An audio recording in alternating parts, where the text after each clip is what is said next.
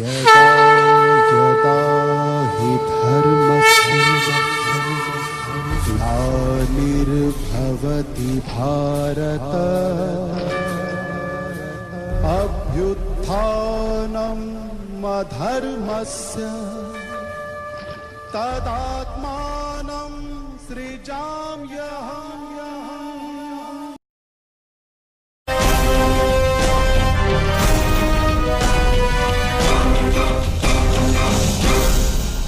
இவ்விடம் யுவராஜன் துரியோதனன் நிற்கிறார். எண்ணிப்பார் பார்த்தா பாஞ்சாலியை தாசியாக்கி குலு மண்டபத்திற்கு வரவழைத்த பெருமை துரியனையே சாரும். துச்சாதனா, அழைத்து வா அந்த தாசி திரௌபதியை கோலு மண்டபத்திற்கு. பஞ்சவரின் மனைவி அஞ்சி பயந்து ஆணையை ஏற்க மறுத்தான். அவளுடைய கூந்தலை பற்றி இழுத்து வா இந்த அவைக்கு.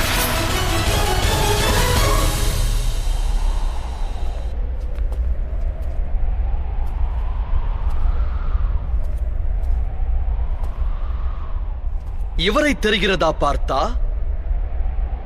ஒரு வகையில் உனக்கும் மாமனாவார் இந்த சகுனி. இன்று தன் கரத்தில் வாளேந்தியுள்ளார். ஆனால் சூழ்ச்சி என்னும் சதிகொண்டு பலரின் வாழ்வை சிதைத்தவர் இவர்.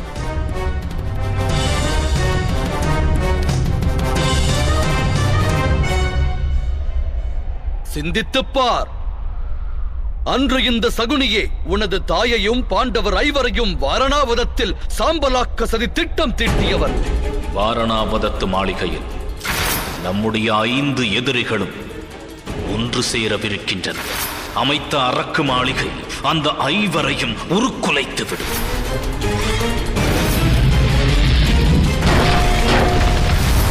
சற்று இங்கு பார்த்தா துச்சாதனன் இந்த கரவே அன்று பாஞ்சாலியின் கூந்தலை பற்றி இழுத்து வந்தது.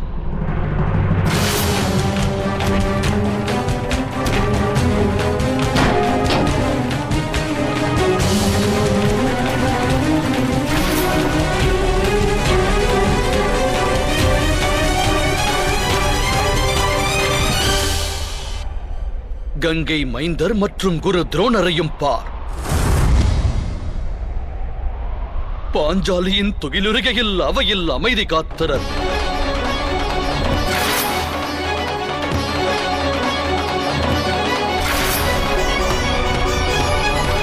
அதோ அங்கிருக்கிறான் அஸ்வத்தாமன். அவனை பற்றியும் எண்ணுவாய். அன்று அவன் முதிர்த்த அவதூறு வார்த்தைகளையும் சிந்தித்துப்பார். பாண்டவராய் பிறந்த பஞ்சவரோடும் இவள் தஞ்சமடைந்தவளாவாள். இவளை என் சகோதரியாக ஏற்க நான் வெட்கப்படுகிறேன்.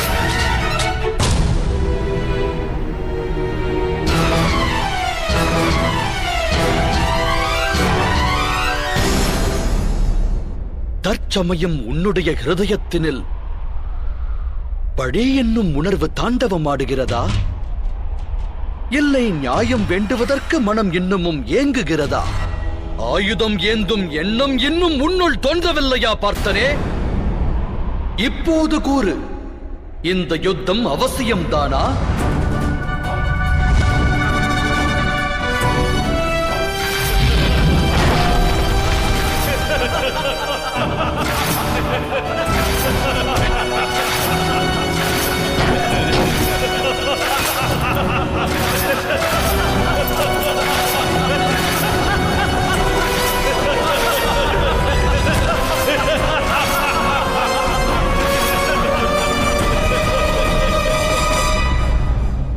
ஆம் மாதவா, இந்த யுத்தம் அவசியமானது.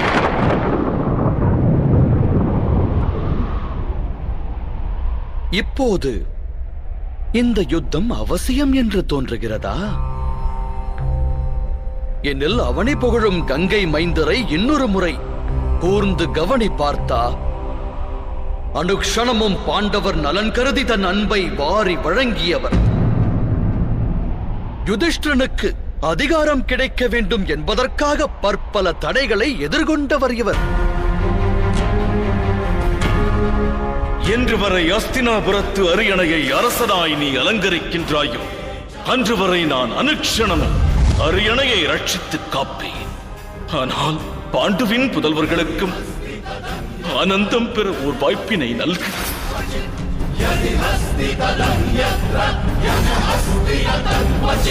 அன்புக்குரிய பார்த்தா, குரு துரோணரை உற்று கவனித்து கடந்து வந்த பாதையை பார். அவர் மிகுந்த கர்வமும் பெருமையும் கொண்டு பல சீடரில் உனக்கு பரம ஞானத்தை வாரி வழங்கினார். அகிலம் அனைத்திலும் உன்னை விஞ்சிய ஒரு வில்லாளன் இல்லை என்கின்ற நிலையினை நான் உருவாக்குவேன். உன்னை தலை சிறந்த வில்லாளனாக்க வேண்டும் என்ற எண்ணத்தில் அவர் தன்னுடைய சிரசில் பெரும் பாவத்தை சுமக்கவும் துணிந்தார். சிந்தித்துப் பார்த்தா. ஏகலைவா, குருதட்சணை தர வேண்டுமெனில் உனது வலதுகர பெருவிரலைத்தா.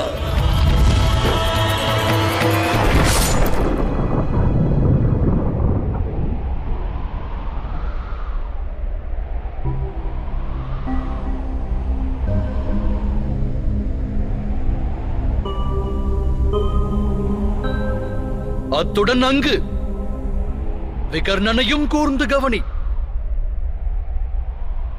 சூதாட்ட மண்டபத்தில் நியாயமான எண்ணத்தோடு கௌரவர்களையே எதிர்க்கத் துணிந்தவன். யுத்தத்தில் அரசன் தோல்வியை தழுவினால் அவன் ஆயுதத்தை பறிகொடுப்பான். ஆனால் ஒரு ஸ்திரீயின் துகிலை உரிப்பது தவறான செயல். வீரன் நிராயுதபாணி ஆவதற்கும் ஸ்திரீ வஸ்திரம் இழப்பதற்கும் வித்தியாசம் உள்ளது. அதோடு துருபத கன்னிகை குருவம்சத்தின் குலவது என்பதை மறந்து விடாதீர்கள். இவர்கள் அனைவரும் வதைக்கப்பட வேண்டியவர்களா பார்த்தா?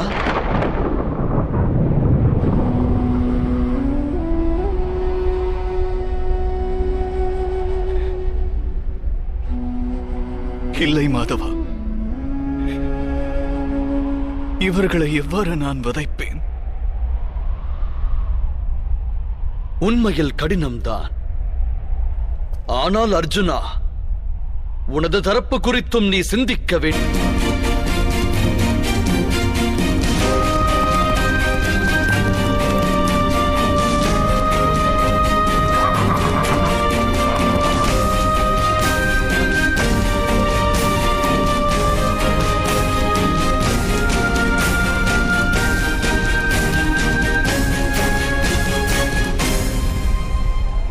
உனது தரப்பில் உள்ளோரையும் நன்றாக கவனி. தம் ஐவரில் மூத்தவராவார் யுதிஷ்டிரர், உனது அண்ணன் பீமன். உனது தம்பியரையும் காண்பாயாக. வாரிசுகள் உறவினர்களையும் பார்ப்பாயாக பார்த்தா. இவர்களில் அநேகர் இந்த யுத்தத்தில் மடியவிருப்பது உறுதி.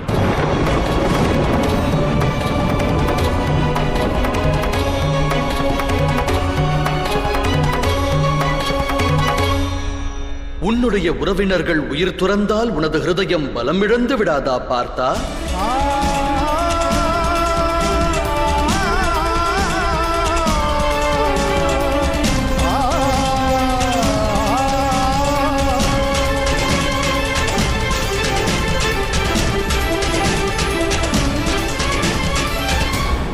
மற்றொன்றையும் நீ சிந்தித்துப் பார்.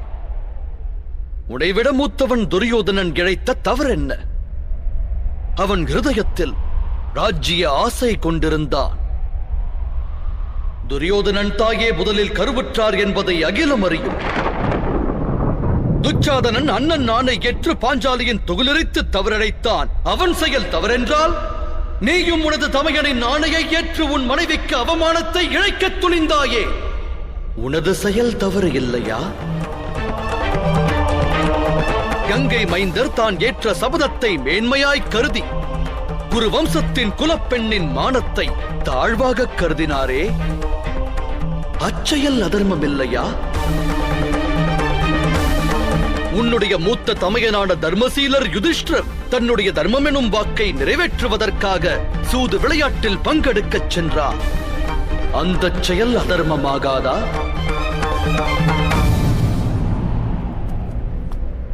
இப்போது சொல், மூத்தவன் துரியோதனனை சத்ருவாய் எண்ணுவது உச்சிதம்தானா?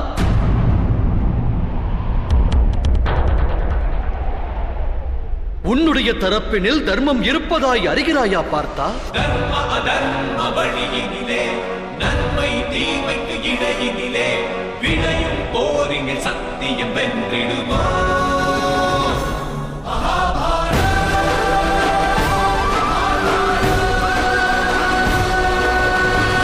தாம் கூறுவது உண்மை மாதவரே. எமக்கு இரு தரப்பிலும் தர்மமும் தெரிகின்றது, அதர்மமும் தெரிகின்றது. அதாகப்பட்டது யுத்தமெனும் தாத்பரியத்தையும் நீ அறியவில்லை, தர்மத்தின் உண்மையான ரூபத்தையும் நீ அறியவில்லை.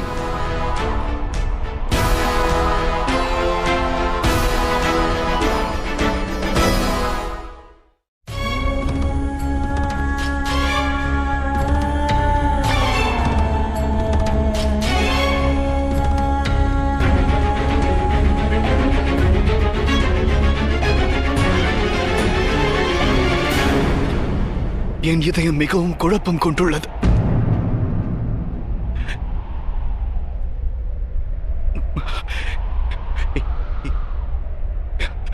என்னுடைய அங்கமெல்லாம் நடுங்குகிறது. எனது கரம் இரண்டில் ஆயுதம் ஏந்தும் சக்தி இன்று இல்லை. எனது காண்டீபம் எனது கரங்களில் இருந்து நழுவுகிறது மாதவா.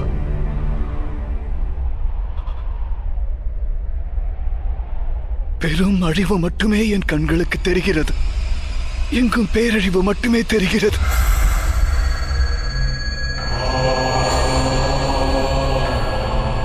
ஏன் மாதவா? இதற்கெல்லாம் காரணம் என்ன? கூறுகள்.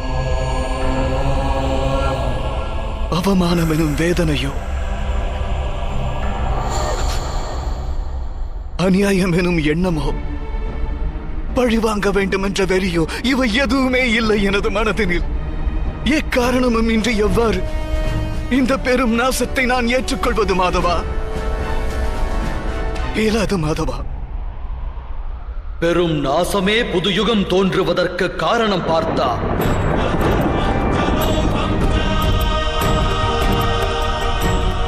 ஒரு விருட்சத்தின் பழங்கள் பறிக்கப்படுவதால் பல விருட்சங்கள் தோன்றுகின்றன. நிகழவுள்ள நாசத்தை பற்றி ஏன் பயம் கொள்கிறாய்? நாளை பிறக்கவுள்ள புது யுகத்தின் காட்சி கண்களுக்கு தெரியவில்லையா?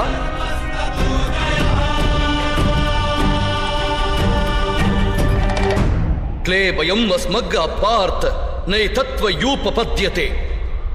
வீரம் விடுத்து வாழ்வது விஜயனுக்கும் அழகல்ல. யுத்தம் புரிவது உன்னுடைய கடமை பார்த்தா. ஆயுதம் ஏந்து.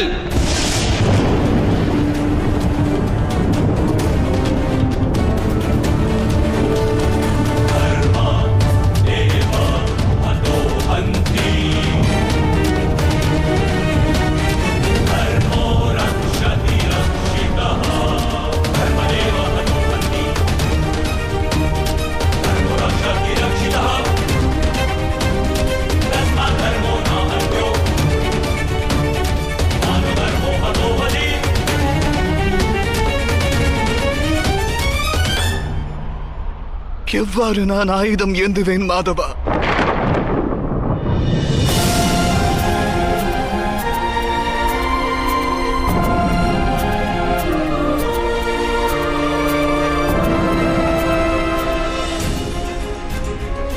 நான் எனது வாழ்வில் சிலருக்கு சேவை செய்ய வேண்டும் என எண்ணினேன். எனது பிதாமகர், குரு துரோணர், காந்தார அரசர், அண்ணனாய் ஏற்ற துரியோதனன், இவர்களுக்கெல்லாம் எதிராக எவ்வாறு நான் வில் உயர்த்துவேன்? இவர்களை வதைப்பதால் எனக்கு சொர்க்க பிராப்தி கிடைப்பதாய் இருந்தாலும் அது நரகமே மாதவா. என்னால் இயலாது.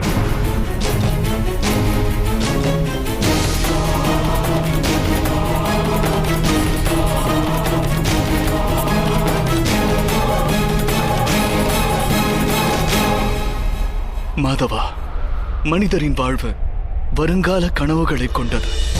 இந்த கடலெனும் சேனையை காணும் போது லட்சக்கணக்கான சேனா வீரர்கள் தெரிகின்றனர். இவர்களில் அநேகரை யுத்தம் மண்ணில் சாய்த்து எண்ணற்ற பெண்டிரை விதவையாக்கும். எண்ணற்ற குழந்தைகள் அனாதையாவார். சமுதாய நியதிகள் உடைக்கப்படும் போது நல்வழிப்படுத்துவதற்கு எவரும் இல்லாத நிலை உருவாகும். புண்ணிய வேதத்தின் நியாயம் அறுபட்டு போகும். குருகுலமானது அழிந்துவிடும். அரச குலங்களுக்கான பாதுகாப்பு அழியும். அனைத்தும் வேரோடு அழிந்து எங்கும் சூன்யமாகும்.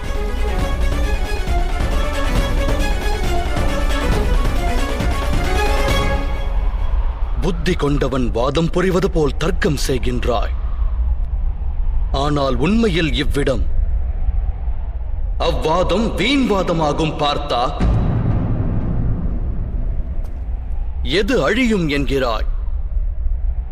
விருட்சத்தின் இலையானது உதிர்ந்து சருகாகிப் போவதால் அந்த நிகழ்வை அழிவு என்று கூறலாகாது அர்ஜுனா.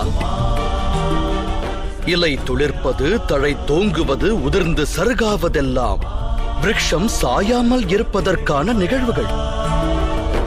அதுபோல மானிடரது ஜனனம், வாழ்வு, மரணம் ஆகியவையும் சமுதாயத்தின் நன்மைக்கானவை. இந்த அகிலத்தின் நன்மைக்கானவை.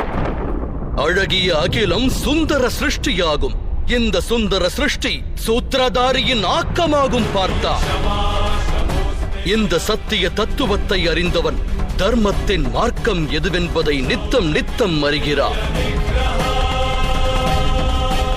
ஆம் பார்த்தா, இந்த யுத்தம் அழிவை விளைவிக்கும். அதில் சந்தேகமில்லை.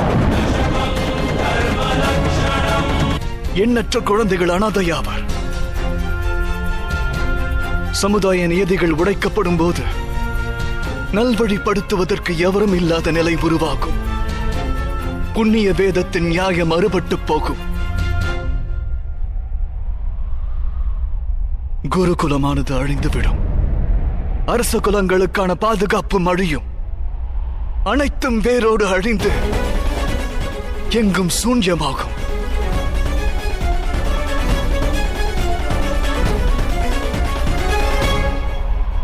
புத்தி கொண்டவன் வாதம் புரிவது போல் தர்க்கம் செய்கின்றாய்.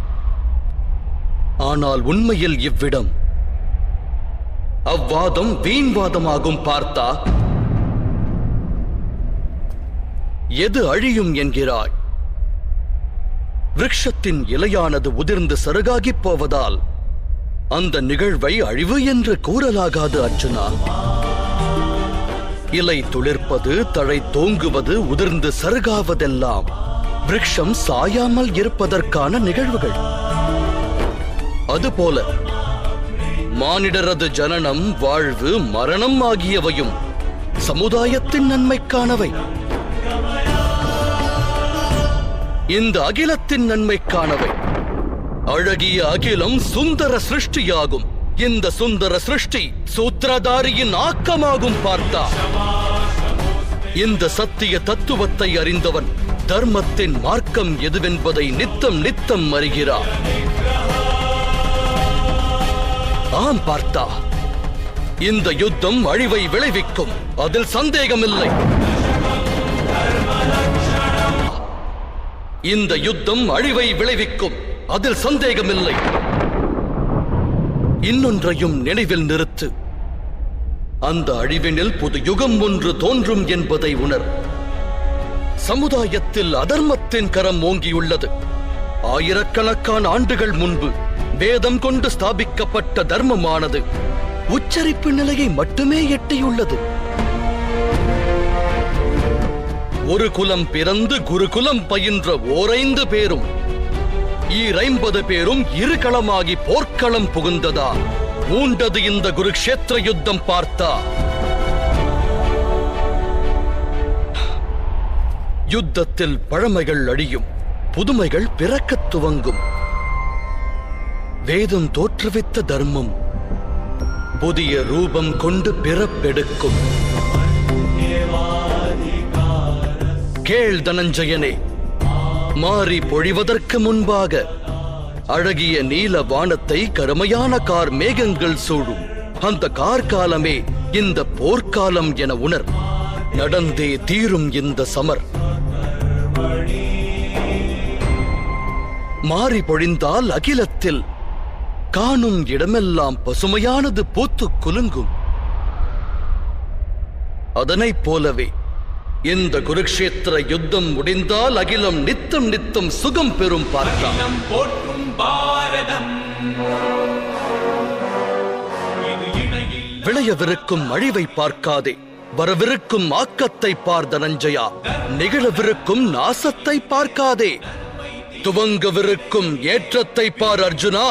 ஆயுதம் ஏந்து ஆயத்தமாகு, ஏந்து ஆயத்தமாகு.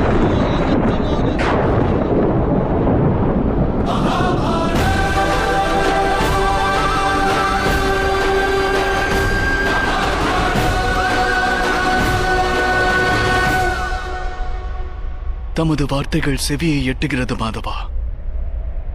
ஆனால் அவை இதயம் வரை சென்று உரைக்க மறுக்கிறது. அறங்களுக்கு அரணான முகுந்தனின் வார்த்தை முரணாய் தோன்றுகிறது. தாம் என் நெஞ்ச வயலில் ஞான விதை தூவினாலும் எனது நெஞ்சு அதை கொடிய வினையாக கருதுகிறது. அவ்வாறு இருக்க எவ்வாறு ஞானம் பெறுவேன்? மாதவா, அன்று இந்த பார்த்தனது ரதத்தையும் மனத்தையும் செவ்வனே செலுத்துவதாய் உரைத்தீர் அல்லவா?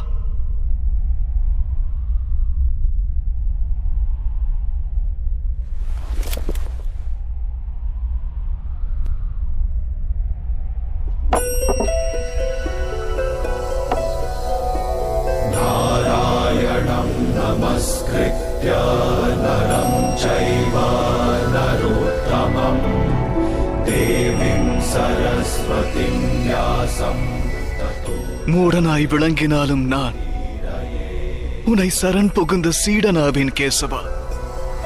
நாராயணம் நமஸ்கிருத்ய நரம் சைவ நரோத்தமம் தேவிம் சரஸ்வதிம் வியாசம் ததோ ஜாயம் உதீரயே.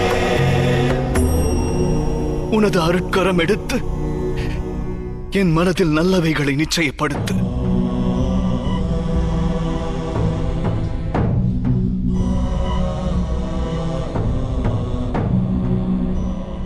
எழுந்திரு அர்ஜுனா.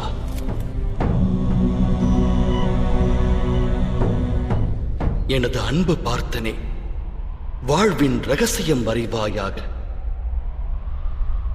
அகிலத்தின் உண்மையான ரூபத்தை உணர்வாயாக.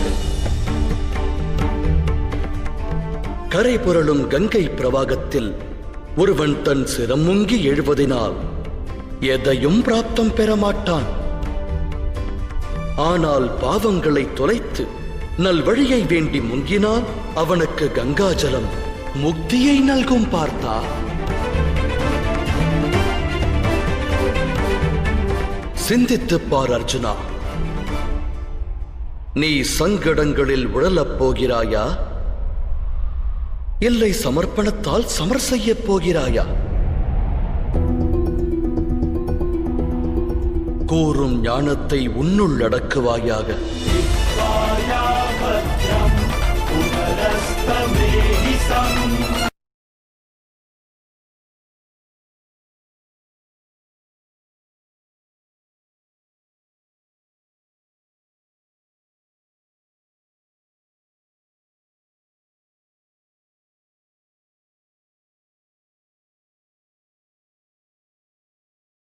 உண்மையில் மனிதனோடு தொடர்புடையது கர்மங்கள் அல்ல, அந்த கர்மங்களோடு சம்பந்தப்பட்ட ஆசைகளே ஆகும். எவ்வாறு மாதவா?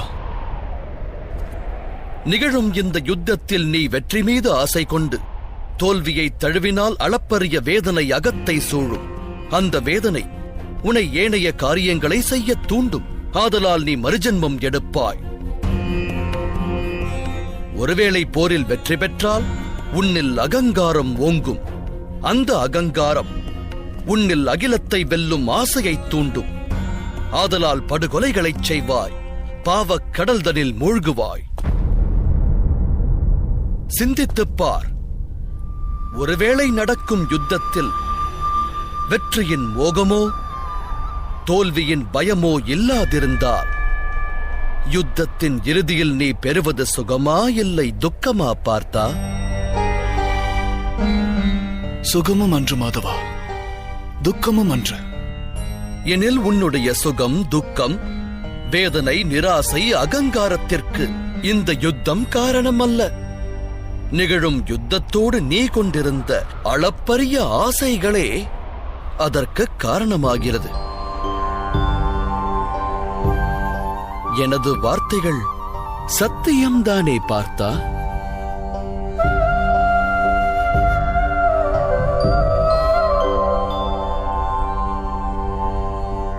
சுக துக்கே சமே கிருத்வா லாபா லாபௌ ஜயா ஜயோ ததோ யுத்தாய யுஜ்யஸ்வ நைவம் பாப மவாப்ஸ்யசி. அதாவது சுக துக்கத்தை சமமாய் பாவித்து லாபம் நஷ்டம் வெற்றி தோல்வி பற்றி எண்ணாமல் நீ யுத்தம் புரிந்தால் தனஞ்சயா, நீ என்றும் பாவத்தின் பாகமாக மாட்டாய். இதையே கர்மயோகம் என்று கூறுவர். எவர் சாங்கிய ஞானத்தை பெறுகின்றாரோ அவர் ஒன்றை அறிவார். கூட்டில் குடியிருப்பது ஆத்மா என்று உணர்வார். சரீரத்தின் சுகமான அனுபவங்கள் எல்லாம் மரணம் வரையிலேயே, அதாவது அவை உண்மையல்ல, வெறும் மாயையே. இதை உணர்ந்தால் கர்மயோகியாவது இலகுவாகிவிடுகிறது. ஆனால் மாதவா, காரியபந்தம் நிச்சயம் என்றால் உலக வாழ்வை தியாகம் செய்து துறவரம் மேற்கொள்ளலாம் அல்லவா? அந்த எண்ணத்தினால் விளைந்த விளைவுதான் இந்த யுத்தம் என்று உணர்வாய்.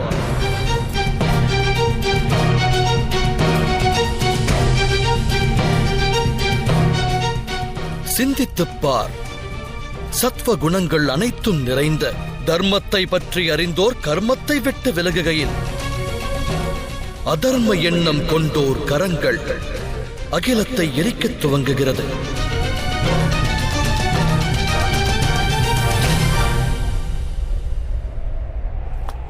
அன்று பிதாமகர் தனது சுகத்தை தியாகம் செய்யாது இருந்திருந்தால் அதர்மத்தின் கரம் இன்று ஓங்கியிருக்காது.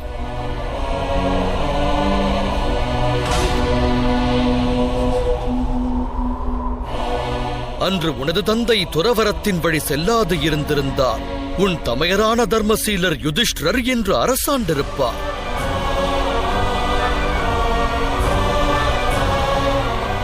அவரது ராஜ்ய பிரஜைகளும் அவரால் தர்ம ஞானத்தை பெற்றிருப்பார்கள்.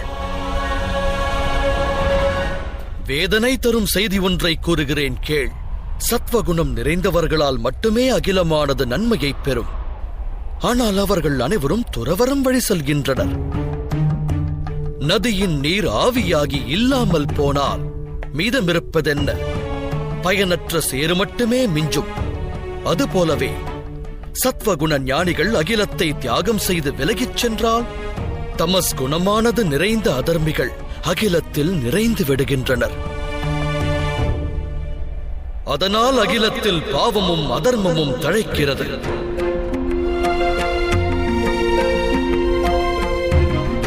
அந்த விசித்திர நிலை உருவாகும் போது கர்மயோகி அகண்ட அகிலத்தை காக்க முன் வருகின்றார். ஒரு கர்மயோகி பலன்கள் ஆசைகளை தியாகம் செய்வார், ஆனால் கர்மங்களை தியாகிக்க மாட்டார். அவரை இந்த அகிலத்தில் வாழ்கின்ற சந்நியாசி எனவும் கூறலாம். நற்காரியங்களைச் செய்பவர், அதன் பலன்களை புறக்கணிப்பவர். கர்மயோகி தான் ஈன்றவரிடத்திலோ உறவினரிடத்திலோ தன் பிரஜைகளிடத்திலோ எந்தவித வேண்டுதலையும் முன்வைக்க மாட்டார். துறவரத்தின் பலன் ஒன்றினை மட்டுமே அவர் பெறுவார். ஆனால் அகிலத்தில் பலனை எதிர்பாராத பணிகளைச் செய்வார். மனிதன் வாரிசுகளின் சுகத்திற்காக உழைப்பவனாக விளங்குகையில் தன் வாரிசிடமிருந்து ஏன் அவன் சுகம் பெறக்கூடாது? மானிடர் வாரிசுகளுக்காக செய்யும் கர்மங்கள் அனைத்தும் வியாபாரமா அல்லது அன்பா? அன்பு மாதவா. எனில் கர்மத்தின் பிரதிபலன் மேல் இச்சை கொள்வது சரியா? எதிர்கால லாபத்தை சிந்தித்தால் அது வியாபாரமாகும் விஜயா. அதில் அன்பிருக்காது.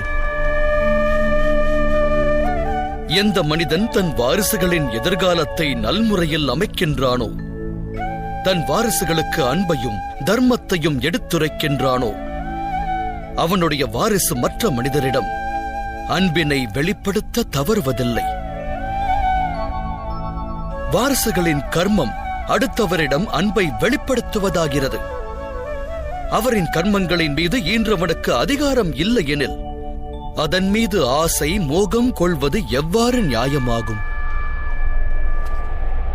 இது பற்றி மேலும் ஆழமாய் சிந்தித்தால் அதிவிரைவாக ஒன்று விளங்கும். இந்த புவி வாழ்வில் ஆசையும் விருப்பமும் கொள்ள வேண்டிய எதுவும் இல்லை என்ற உண்மையின் தெளிவு பிறக்கும். சிருஷ்டியே பரமாத்மாவானால், மானிடர் அந்த பரமாத்மாவின் அங்கமானால், அணுவும் அசைவது அவனால் என்ற உண்மையும், ஆத்மாவான மனிதன் ஏதுமில்லை என்பதும் விளங்கும். இதுவே கர்மயோகத்தின் மூல சித்தாந்தம் பார்த்தா.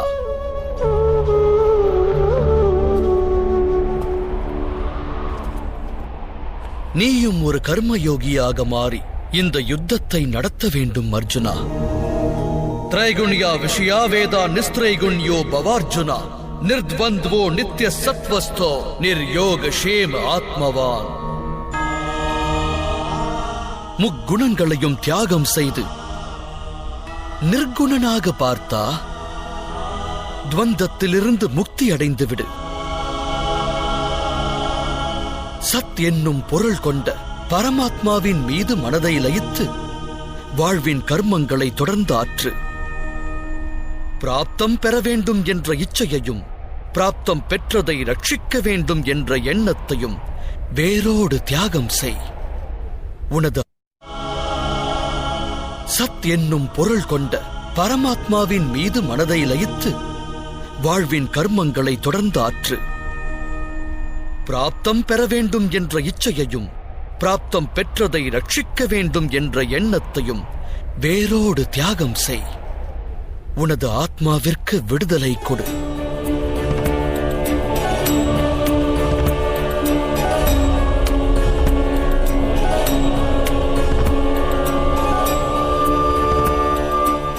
உன் நினைவில் நிறுத்து பார்த்தா.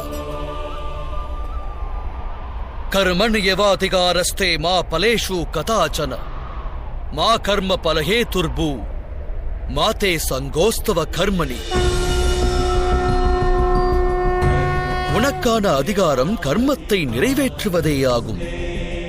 பலனானது இறைவனின் கரத்தில் உள்ளது. ஆகையால் கர்மத்தை விட்டு விலகுவதும் உசிதமல்ல, அந்த கர்மத்தின் பலன் மீது ஆசை கொள்வதும் உசிதமல்ல.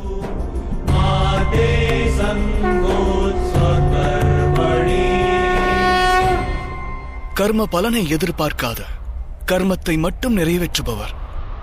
அப்படிப்பட்ட கர்ம யோகியை எவ்வாறு அறிவது மாதவா? விஷயா வினிவர்த்தந்தே நிராஹாரஸ்ய தேஹினஹ ரஸ்வர்ஜம் ரசோப்யஸ்ய பரம் திருஷ்டுவா நிவர்த்ததே. அன்பு பார்த்தா, சுவையிலிருந்து விடுபடுவதற்காக சிலர் உணவையே தியாகம் செய்வர். ஆனால் உண்மையில் அவர்கள் மனதிலிருந்து சுவையின் ஆசை விலகுவதில்லை. இருமடங்கு நஷ்டத்தையே சந்திப்பர். ஒன்று பலத்தை இழப்பது. எல்லாம் வல்ல இறைவனை அடைவதற்கு முயற்சி என்பது அவசியமாகிறது. அப்பணியை அவர் ஆற்றுவதில்லை. இரண்டாவது, எப்போதும் ஹிருதயமானது சுயநல எண்ணத்தினால் நிரம்பியிருப்பது. ஆகையால் உணவை தியாகம் செய்வதைக் காட்டிலும் உத்தமம் சுயநலம் என்னும் ஆசையை வேரோடு சாய்ப்பதே ஆகும். கர்மயோகிகள் தம் மனதின் அனைத்து ஆசைகளையும் வேறறுப்பர். வாழ்வதை கடமையாக ஏற்று காரியங்கள் புரிவர். ஆனால் அக்காரியங்களோடு இணையார். அன்பு பார்த்தா, எவர் ஒருவர் தான் ஆற்றும் பணியில் ஆசை கொள்ளாதிருக்கின்றாரோ அவரது காரியமே பூரணத்துவம் பெறுகிறது. அடைந்த ஒரு தோல்வியினால் ஹிருதயம் வேதனையுற்று துவண்டு விடாது. கிடைத்த பெரு வெற்றியினால் ஆணவம் கொண்டு நானே தலை சிறந்தவன் என்ற அகந்தை கொள்ளாது. எவர் வாழ்கின்றாரோ அவரே கர்மயோகியாவார். அப்படிப்பட்டவர்கள் வாழ்வில் மேலும் மேலும் வெற்றியை ஈட்டுவர்.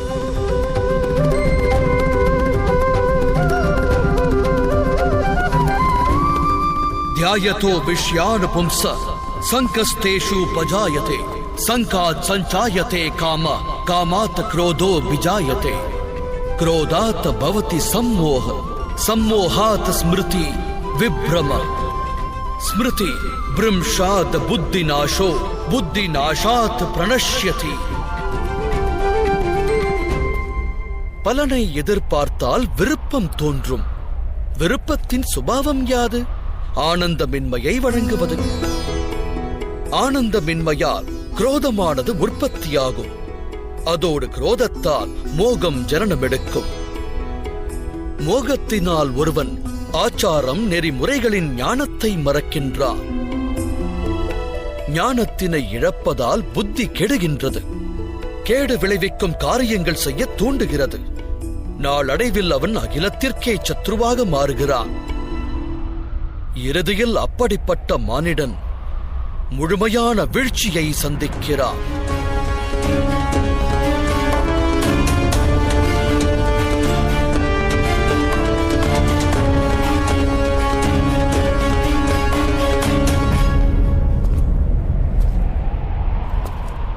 அதற்கு உதாரணம் துரியோதனன். பீஷ்மர் அவனுடைய சேனாதிபதியானாலும் உண்மையில் அவனுக்கு சத்ருவே. அவர் உனக்கு வெற்றியின் ஆசை வழங்கியவர்.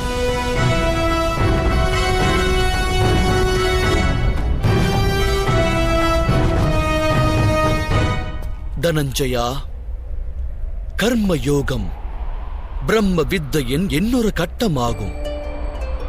பரமாத்மாவின் மீதான நம்பிக்கையை ஸ்திரமாக்கு. உனையே நீ ஆத்மாவாய் உணரு. ஆசா பாசங்களில் இருந்து விடுபட்டு விடு. பலன் மீது கொண்ட ஆசைகளினை தியாகம் செய்து கர்ம யோகியாய் வாழ்ந்துவிடு.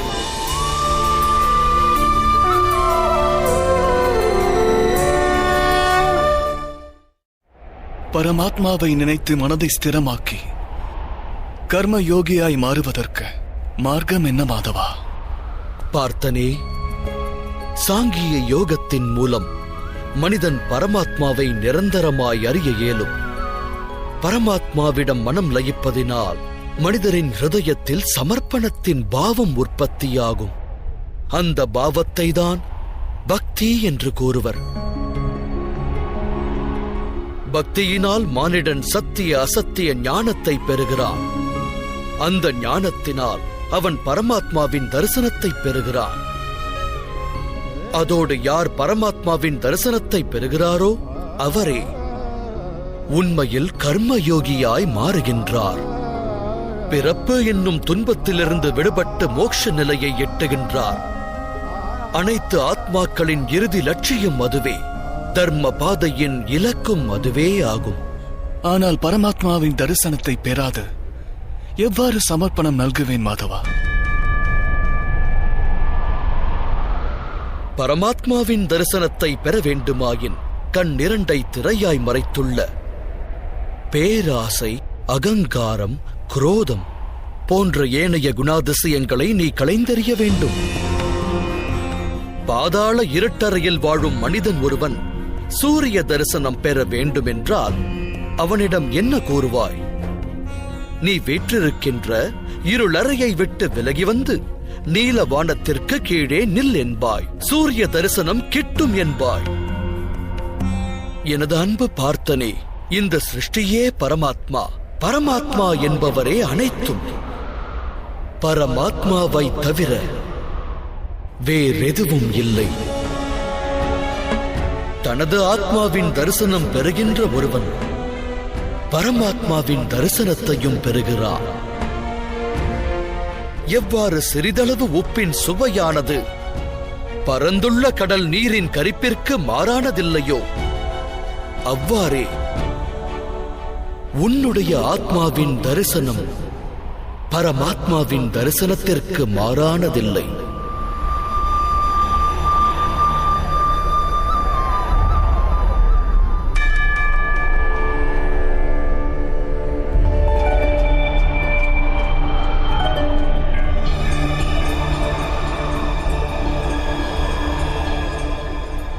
எனில் மாதவா தாமே பரமாத்மாவா?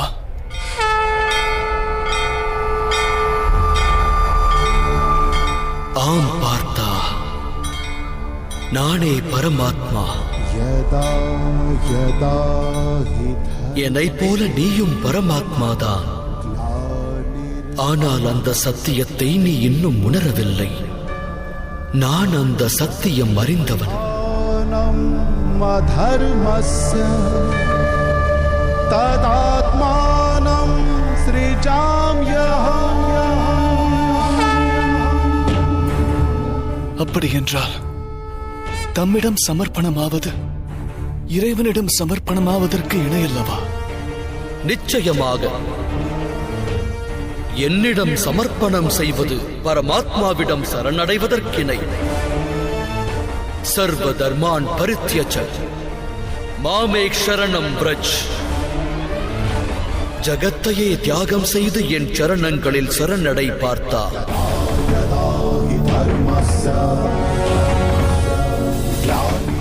நானே இந்த அகிலம், அகிலத்தின் அனைத்து அணுவும் நானாவே. சூரியனும் நானாவே, குளிர் சந்திரனும் நானாவே, நட்சத்திரங்களும் அனைத்து கிரகங்களும் நானே. ஒளி பொருந்திய சூரியனை விட புராதனன், விருட்சத்தில் துளிர்க்கின்ற தளிரை விட புதுமையானவன். அனைத்து மானிடரும் நானாவே. மேலும் சொர்க்கம் மற்றும் நரகத்தை ஆட்டுவிக்கும் சக்தியாவே. கொடிய எண்ணம் கொண்ட துரியனும் நான். வில்லேந்திய விஜயனும் நானே.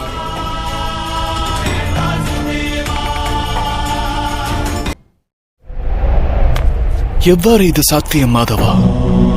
தம்முடைய ஜனனமானது நிகழும் காலத்தில் நிகழ்ந்துள்ளது. எந்த தாயின் கர்ப்பத்தில் ஜனித்தீரோ அந்த தாயானவரும் உயிரோடு இருக்கையில் தாம் எவ்வாறு சூரியனுக்கும் புராதனனாவீர்? நீ சரீரத்தை காண்கிறாய் அர்ஜுனா. நான் எடுத்துரைப்பதோ ஆத்மாவை குறித்து. நான் அநேக ஜனனம் எடுத்தவன் பார்த்தா. பற்பல அவதாரங்களை நான் எனதாக்கியவன். எண்ணற்ற சரீரங்களை ஆடையாக்கி இந்த மண்ணில் புதைத்தவன் நான். இனியும் நான் மேலும் மேலும் ஜனனம் எடுப்பேன்.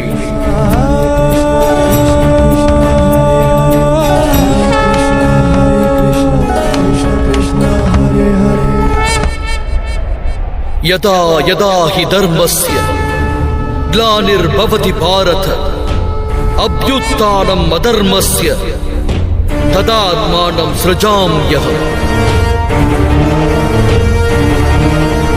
பரித்ராணாய சாதூனாம் விநாசாய சதுஷ்கிருதா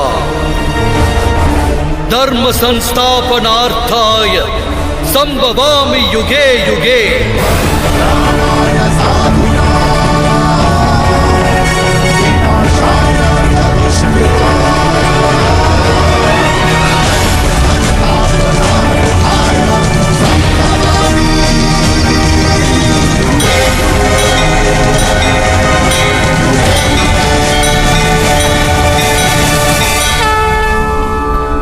தர்மம் அகிலத்தில் வீழும் போதெல்லாம், தர்மம் தன் பலத்தை இழக்கும் போதெல்லாம், சத்புருஷர்களை அகிலத்தில் தோற்றுவிப்பதற்காக, அதர்மிகளை வேறறுப்பதற்காக, தர்மத்தை ஸ்தாபிதம் செய்வதற்காக நான் புவியில் ஜனனம் எடுப்பேன். இந்நிகழ்வு ஒவ்வொரு யுகத்திலும் நடந்துள்ளது. இனிவரும் காலத்திலும் இந்த நிகழ்வு தொடரும். நானே அனைத்துமான பரமாத்மா. மச்சாவதாரமும் நானே, வாமன அவதாரமும் நானே,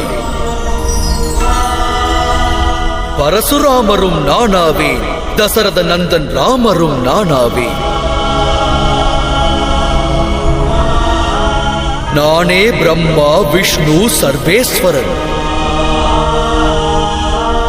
அத்துடன் சரஸ்வதி, காளி, மகாலட்சுமியுமாவே.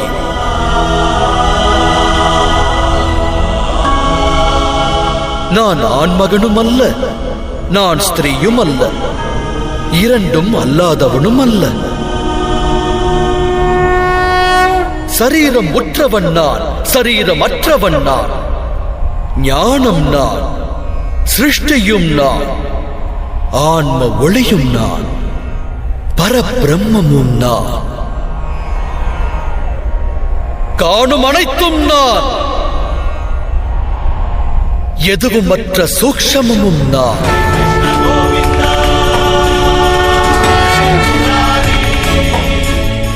பிறப்பற்றவன் நான், இறப்பற்றவன் நான்.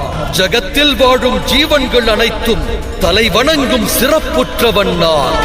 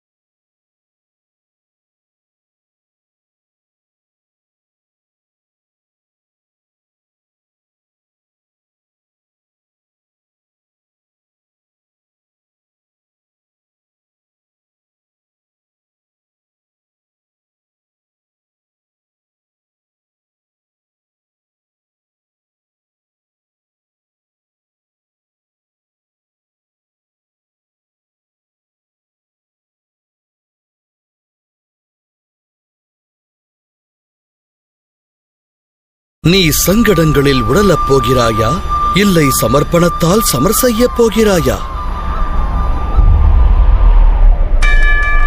வழங்கும் ஞானத்தை பெற ஆயத்தமாகு.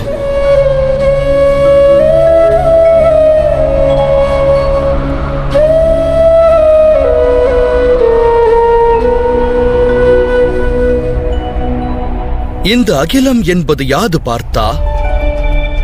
இம்மண்ணில் வாழும் மனிதரும் மிருகமும், புழுவும் பூச்சியும் செடியும் கொடியும் எவ்விதம் உருவாகின்றன? எதை ஆதாரமாய்க் கொண்டு இவை பிறக்கின்றன? எவ்வாறு வளர்கின்றன? எவ்வாறு வாழ்கின்றன? அனைத்தும் எவ்வாறு மடிகின்றன? இவற்றின் மறைவிற்கு பின் என்ன நேர்கிறது?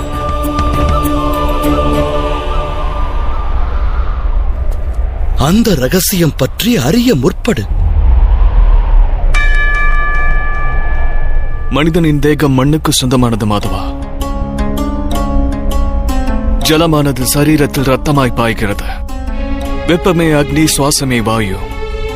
இந்த தேகத்தின் வெறுமை ஸ்தானமானது ஆகாயமாகின்றது. அதாவது நிலம், நீர், வாயு, அக்னி, அதோடு ஆகாயம். இந்த பஞ்சமகா பூதங்களும் சரீரத்தோடு தொடர்பு கொண்டவை.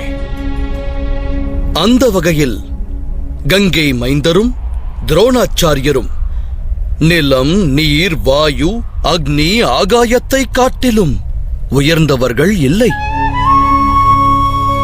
தர்மத்தின் ஞானியும் அதர்மம் புரிபவரும் பஞ்சபூதங்களோடு இணைந்தவர். பிறகு மோகம் கொள்ள காரணம் என்ன பார்த்தா? எடுத்துரைப்பார். மாதவா, அனைவரும் ஒருவரை ஒருவர் அறிவது இந்த தேகத்தை கொண்டே. மண்ணுக்கு சொந்தமான தேகமே அனைத்திலும் முதன்மையானதா? இல்லை பார்த்தா. அந்த கூற்று சத்தியமானால் மரணத்திற்கு பிறகு ஏன் தேகம் அழிந்து விடுகின்றது? உண்மை யாதெனில், ஒரு மனிதன் அறியப்படுவதும் தேகத்தால் அல்ல, அதோடு சம்பந்தங்களின் ஆதாரமும் தேகத்தை கொண்டதல்ல. மனிதனுடைய சுபாவம், அவனுடைய நடத்தை, அதற்கு காரணமானவை இந்த சிருஷ்டியின் 3 குணங்கள்: தமஸ், ரஜஸ், அத்துடன் சத்வம். அம்மூன்று குணங்களின் அர்த்தம் என்ன மாதவா? தமஸ் என்பதன் அர்த்தமாகும் காரிருள். நன்மை தீமைகளை பற்றி எண்ணாது வாழ்வை கழிக்கும் ஜீவன் இருள் வாழ்வாய் அறியப்படுகின்றது. பறவைகளையும் விலங்குகளையும் போல சரீர இச்சைக்காக மட்டுமே வாழும் வாழ்க்கை அது. சத்வம் என்பதன் அர்த்தம் ஞானம் என்னும் ஒளியாகும். ஒரு மனிதன் ஒவ்வொரு சூழலிலும் தர்மம், சத்தியம் மற்றும் குல வழக்கத்தை அனுசரித்து செயலாற்ற முற்பட்டால் அந்த வாழ்வு சாத்வீக வாழ்க்கை என்று அறியப்படும். இவ்விரு நிலைகளுக்கும் நடுவிலும் ஒரு நிலை உள்ளது.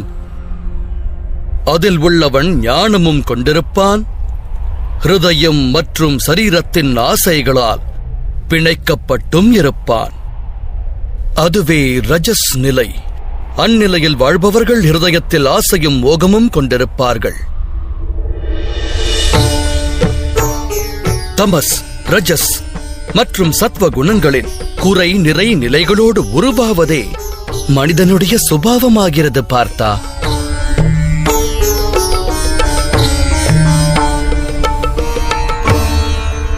சற்று அங்கிருப்போரை பார். இவர்களில் உனக்கு எந்த குணமானது தென்படுகின்றது?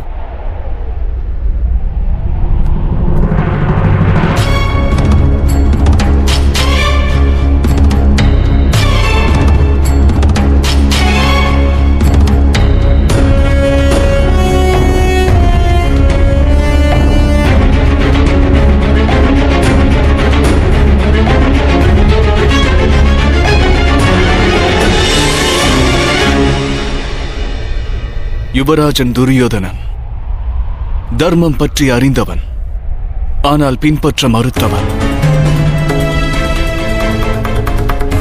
அகங்காரத்தை வாழ்வாதாரமாக்கியவன். தமஸ் எனும் குணம் அவனுள் மிக குறைந்து,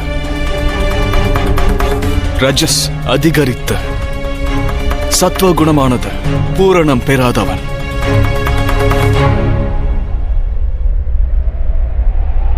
இன்னொரு புறம் இருப்பவன் இளவரசன் துச்சாதனன். எப்போதும் தமையனுடைய ஆணைக்கு மறுவார்த்தை பேசாது சிரமேற்கொள்பவன். அப்படியென்றால் இவன் தமசை சேர்ந்தவன்.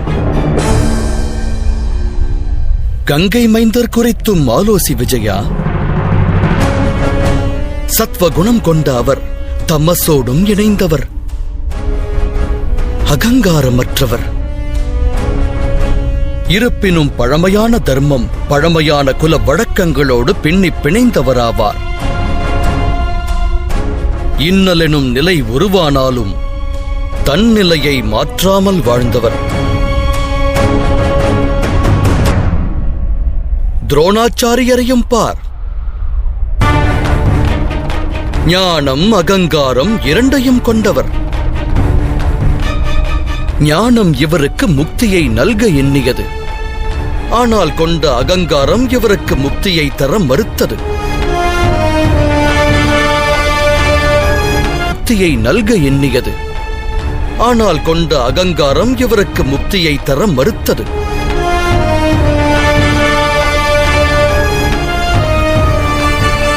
அப்படியெனில் மாதவா, ஒருவேளை இந்த 3 குணங்களோடுதான் ஜீவன்கள் பிணைந்துள்ளதென்றால் ஜீவன்களின் சுபாவம் ஏன் முன்பே நிச்சயிக்கப்படுகின்றது? சிங்கம் மானை கொல்லும், மானானது சிங்கத்திடம் ஏன் பயம் கொள்ளும்? தர்மத்தின் அடிப்படை என்பது யாது? தவறுகளுக்கு தண்டனை ஏன்? இவற்றின் தாற்பயம் என்ன?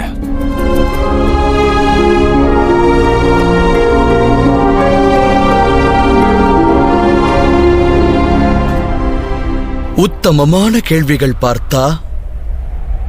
ஆனால் முதலில் மானிடன் யார் என்பதை நீ அறிவது அவசியம். மானிடன் பஞ்சபூதங்களால் ஆனவன் மட்டுமல்ல, பஞ்ச கோஷங்களினாலும், பஞ்ச ஞானேந்திரியங்கள், பஞ்ச கர்மேந்திரியங்கள், மேலும் 3 குணங்கள், இவற்றோடெல்லாம் பின்னி பிணைந்தவன் மட்டுமல்ல. மானிடனாகப்பட்டவன் ஆற்றலை கொண்டு செயல்பட வேண்டியவனாவான். அதற்கு சக்தி அவசியமாகிறது. அந்த சக்தியை கொண்டே அவன் செயலாற்றுகிறான். எனில் மனிதனாகப்பட்டவன் அதைக் கொண்டு உயருகிறானா? இல்லை பார்த்தா. மானிடன் தான் பெறும் சக்தியோடு அவன் அடையப் பெறுகின்ற பெரும் மகத்துவம் ஸ்தூல சரீரம். 24 வஸ்துக்களால் ஆன மனித எந்திரத்தில் வாசம் செய்வதுதான் புருஷ், அதாவது சூக்ஷ்மம் எனப்படுகிறது. அதையே ஆத்மா என்று அழைக்கின்றனர். அந்த சூக்ஷ்மமும் ஸ்தூலமும் ஒன்றிணையும் போது, அதாவது பரமாத்மாவின் அம்சம் ஆத்மாவாக தேகத்தில் வாசம் செய்கையில் மானிடன் ஜீவிக்கத் துவங்குகிறான். ஆத்மா என்பது என்ன கேசவா? அதை அறிவதற்கு உபாயம் என்ன? மனிதன் எவ்வாறு ரதத்தை உபயோகிக்கின்றானோ அதுபோல ஆத்மா சரீரம் என்னும் இந்த எந்திரத்தை உபயோகிக்கின்றது. சரீரத்தோடு இருப்பதால் சரீரத்தின் சுக துக்கங்களை அனுபவமாய் பெறுகிறது. ஆனால் ஆத்மா சரீரமல்ல பார்த்தா. சரீரமானது அழிவிற்கு உட்பட்டது. எனினும் ஆத்மாவிற்கு என்றும் அழிவென்பது இல்லை. நைனம் சிந்தந்தி சஸ்திராணி நைனம் தகதி பாவக ந சேனம் கிளேதயந்த்யாபோ ந சோஷ்யதி மாருதா. ஆத்மாவை அஸ்திரங்கள் கொண்டு வீழ்த்த இயலாது. அக்னியை கொண்டு அதை எரிக்கவும் இயலாது. ஜலம் அதை மூழ்கடிக்க இயலாது. வாயுவினால் அதனை உலர வைக்கவும் இயலாது. ஆத்மா மனித தேகத்தில் வாசம் செய்தாலும் அமரத்துவமானது. நா அன்யதே அன்யமானே ஷரீரே. பார்த்தா, சரீரத்தை மாய்ப்பதென்பது இயலும், ஆனால் ஆத்மாவை மாய்ப்பதென்பது இயலாத காரியம் தனஞ்சயா. ஆத்மா எங்கும் நிறைந்தது, நிலையானது, ஸ்திரமானது, அழிவில்லாதது. மானிடன் பழைய வஸ்திரங்களை களைந்து புதிய வஸ்திரங்களை அணிவான். அதுபோலவே ஆத்மா பழைய தேகத்தை துறந்து மீண்டும் மீண்டும் புதிய தேகத்தில் பிரவேசிக்கிறது. ஆனால் மாதவா, நான் அகிலத்தின் அனுபவத்தை என்னுடைய இந்த சரீரத்தை கொண்டே அறிகிறேன். என்னை பற்றியே அறியாத நான் எவ்வாறு ஆத்மாவை பற்றி அறிவேன்? உன்னை நீயே ஆத்மரூபமாக காண்பதென்பது இயலாத காரியமல்ல பார்த்தா. வாய்ப்பேச இயலாதவர் வாழ்கிறார், பார்வையற்றவரும் வாழ்கிறார், கை கால் செயலற்றவர்களும் இந்த உலகத்தில் வாழ்கிறார்கள். உணர்வாயாக, சரீரம் என்பது மனிதனல்ல. தன் உணர்வை இழந்த மானிடரும் மூர்ச்சையாகி விடும் மானிடரும் உயிரோடு இருப்பார்கள். இது ஒன்றை தெளிவாக்கும். மானிடருடைய உணர்வுகள் என்பதும் சரீரத்திற்கானதல்ல. இதைப் போலவே மானிடர்கள் தன்னுள் அனைத்தையும் தேட வேண்டும்.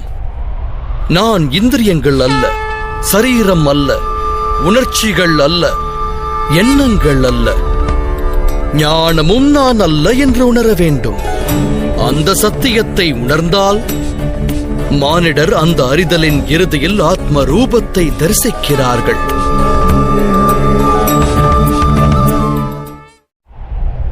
ஆத்மாவின் கடமை யாது மாதவா? பரபிரம்மத்தின் பங்களிப்பின் போது சூக்ஷ்மம் மற்றும் ஸ்தூலம் உருவாகும். அப்போது சூக்ஷ்மமானது, அதாவது பரமாத்மாவின் அம்சம் ஆத்மாவாகி ஸ்தூலத்தின் ஒவ்வொரு வஸ்துவிலும் வாசம் செய்ய துவங்கும்.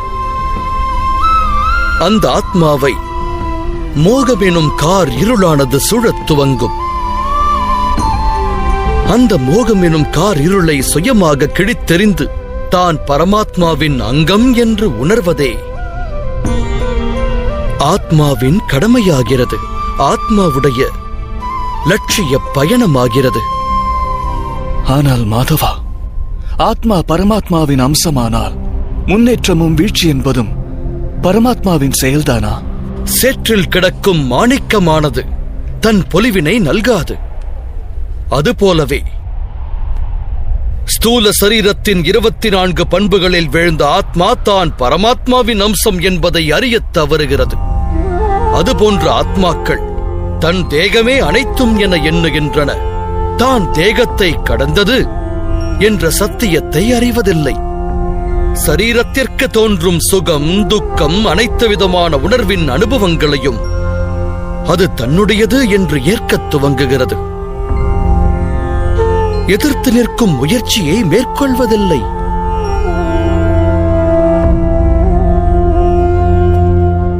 எதிர்த்து நிற்கும் முயற்சியை மேற்கொள்ளாத ஆத்மாக்கள் நிரந்தர அதர்மத்தை செய்கின்றன. அதை சுட்டிக் காட்டுவதற்கு தண்டனை என்பது அவசியமாகிறது.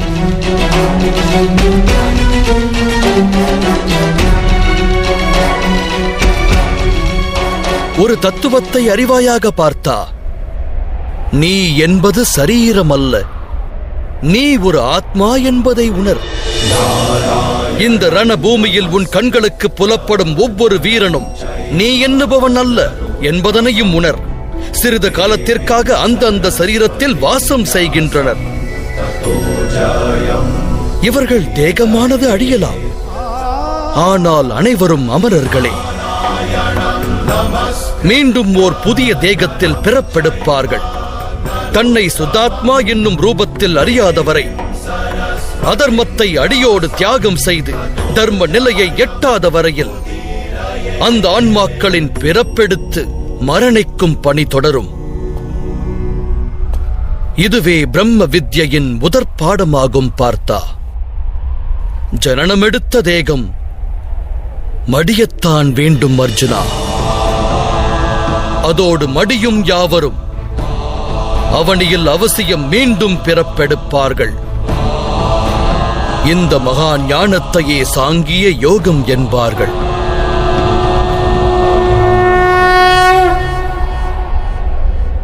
தர்மம் அதர்மம் இவ்விரண்டும் என்ன மாதவா? எந்த மார்க்கத்தினில் மனிதன் தன்னையே ஆத்ம ரூபமாய் காண்கின்றானோ, பரமாத்மாவின் அங்கமென தன்னுடைய ரூபத்தை அறிகின்றானோ, அத்தகையதொரு மார்க்கமே தர்மம் என்றாகிறது.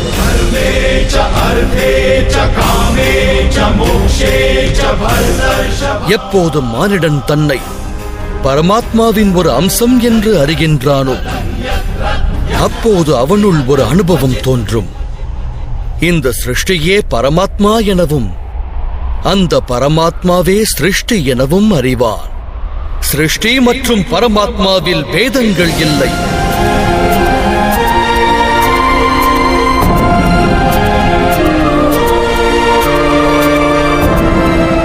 இந்த தத்துவத்தை அறிந்த மானிடன் உடன் வாழும் பிற மனிதர்களுக்கும் ஜீவராசிகளுக்கும் அநியாயம் இழைக்க சிந்திக்க மாட்டான். ஏனெனில் அவன் அடுத்தவரை நிந்திப்பதால் அந்த நிந்தனை அத்தேகத்திற்கானதல்ல, பரமாத்மாவின் அங்கமான இன்னொரு ஆத்மாவிற்கென்று அறிவான். ஒரு மனிதனுக்கு வேதனை ஏற்படுமாயின் அகிலம் அனைத்தும் அதை அனுபவிக்கின்றது என்று பொருளாகிறது. அகிலத்தில் மனித வர்க்கம் வேதனையை அனுபவிக்கின்ற வரையிலும் பரிபூரணமான சுகத்தை ஒருவர் அடைந்ததாய் ஏற்க இயலாது. இதை அறிவதால் மானிடர்களின் மனம் கருணையால் நிரம்பும். அதுவே தர்மம் என்றாகும். எவருள் தமஸ் என்னும் குணம் நிரம்புகின்றதோ அவர் மற்றவருக்கு அநியாயம், அநீதியை இழைக்கின்ற சுயநலவாதியாய் மாறுகிறார். தன் மனம் ஏற்ற சுகத்திற்காக மற்றவர்களுக்கு துக்கத்தை வழங்குகிறார். பரமாத்மாவின் அம்சத்தினை அவர் காண்பதில்லை. அப்படியென்றால் அதர்மம் பரமாத்மாவிலிருந்து ஒருவரை விலக்கி வைக்கும் மார்க்கமாகிறது. எனில் அதர்மம் என்பது அறியாமையின் இன்னொரு பெயரா? அப்படியென்றால் அறியாதவன் மீது தயை காட்டுவதே நியாயம். தண்டனை நியாயமாகாதே.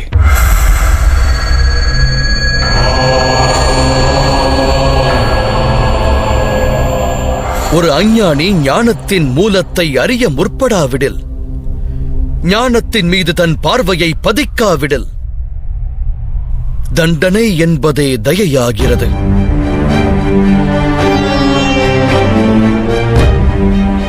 அது அவனுக்கும் மற்றவருக்கும் நன்மையை விளைவிக்கும் பணி.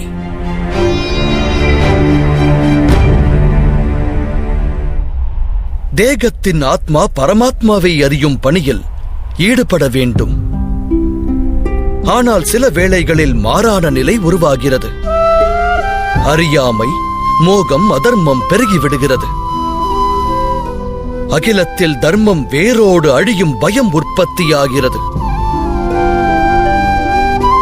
அகிலத்தில் தர்மம் அழியும் நிலை ஏற்பட்டால் சத்மார்க்கத்தை நல்கும் கருணையும் சத்தியமும் காணாமல் போகிறது. வரவிருக்கும் தலைமுறைகள் தர்மத்தை பெற வேண்டுமாயின் ஆணவம் கொண்ட அதர்மிகள் வதைக்கப்பட்டு தர்மம் ஸ்தாபிக்கப்பட வேண்டியது அவசியமாகிறது. அகிலம் போற்றும் பாரதம் இது இணையில்லா காவியம். அந்நிலை இன்றும் உருவாகியுள்ளது பார்த்தா. தர்மத்தை ஸ்தாபிக்கும் கடமை உன்னுடையது அர்ஜுனா. ஆகையால் பலகீனத்தை விரட்டு. யுத்தத்தில் பங்கெடுக்க பலத்தை திரட்டு. பலத்தை திரட்டு.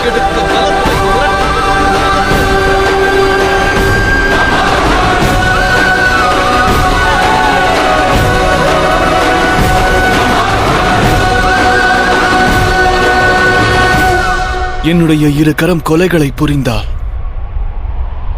நான் மற்றவர் உயிர்களை பறித்தால், அது என்னுள் உள்ள கருணை அழிவதற்கு இணையல்லவா? ஒருவேளை தர்மத்தின் ஆதாரம் கருணை என்றால், என்னுடைய ஆத்மா அதர்மத்தின் வழி செல்வதாகாதா?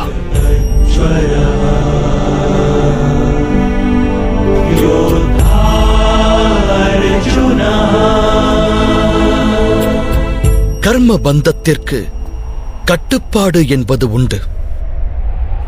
ஆனால் காரிய பந்தம் கட்டுப்பாடற்றது பார்த்தா. அதனால் கர்ம காரியத்திற்கு இடையில் உள்ள பேதத்தினை நீ அவசியம் அறிய வேண்டும். கர்மம் அனைத்தும் காரியமாகலாம், ஆனால் காரியம் அனைத்தும் கர்மமாகாது. கர்மமாக காரியம் மாற்றுபவன் ஜகத்தின் ஆனந்தம் அனைத்தும் அகத்தில் உள்ளதென்றறிவான். மனிதனானவன் சுகத்தின் மீது, ஆஸ்தியின் மீது, பேரானந்தத்தின் மீது ஆசை வைத்து காரியமாற்றினால் அவன் அந்த காரிய பலன் மீது தொடர்பு கொண்டவனாகிறான். எப்போது ஒரு கர்மம் பலன் ஆசையால் ஆற்றப்படுகிறதோ அதை சகாம கர்மயோகம் என்று கூறுவர். எப்போது ஒரு கர்மமானது பலன் மீது ஆசை கொள்ளாது ஆற்றப்படுகிறதோ அதை நிஷ்காம கர்மயோகம் என்பர். இக்காரணத்தால் தான் மீண்டும் மீண்டும் பிறக்கும் நிலை உருவாகிறது. உண்மையில் மனிதனோடு தொடர்புடையது கர்மங்கள் அல்ல, அந்த கர்மங்களோடு சம்பந்தப்பட்ட ஆசைகளே ஆகும்.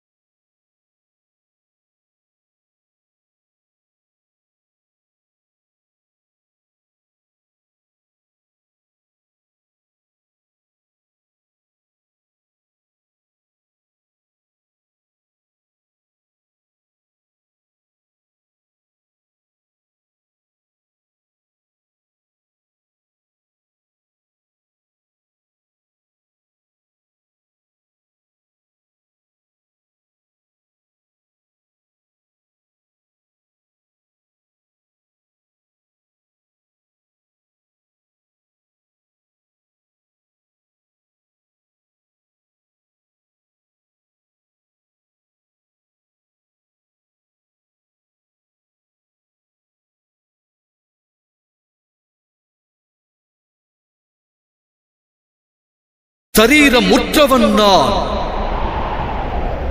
சரீரமற்றவன் நான். பிறப்பற்றவன் நான், இறப்பற்றவன் நான், சகல ஜீவனும் வணங்கும் சிறப்புற்றவன் நான். கிருஷ்ணனின் மகிமையும் கீதையின் பெருமையும் ஒன்றாக சங்கமிக்கும் புண்ணிய காவியம்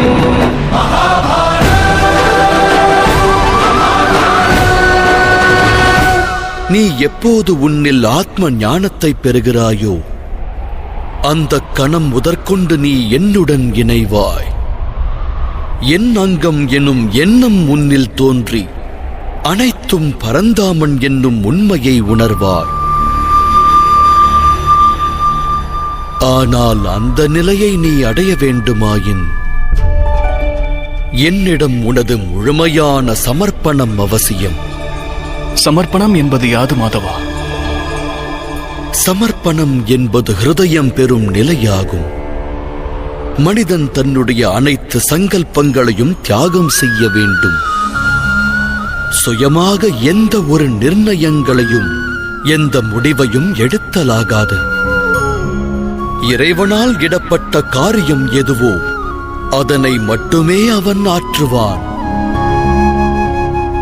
உண்மையில் சமர்ப்பணம் என்பதன் அர்த்தம் ஒருவன் தன்னையும் தனது மனதையும் தன் அறிவையும் ஞானத்தையும் இச்சைகளையும் ஆசைகளையும் தன் எண்ணங்களையும் தன்னுடைய சகலத்தையும் இன்னொருவரிடம் அர்ப்பணிப்பதே ஆகும். அப்படிப்பட்ட சமர்ப்பணத்தையே பக்தி என்று கூறுவர்.